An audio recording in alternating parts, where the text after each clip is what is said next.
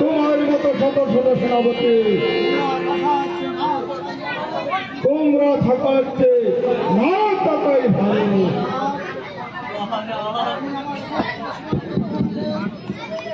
আপনি যে আমার পুত্রকে আমার এই যে মুখ থেকে কেটে দিলেন মহারাজ,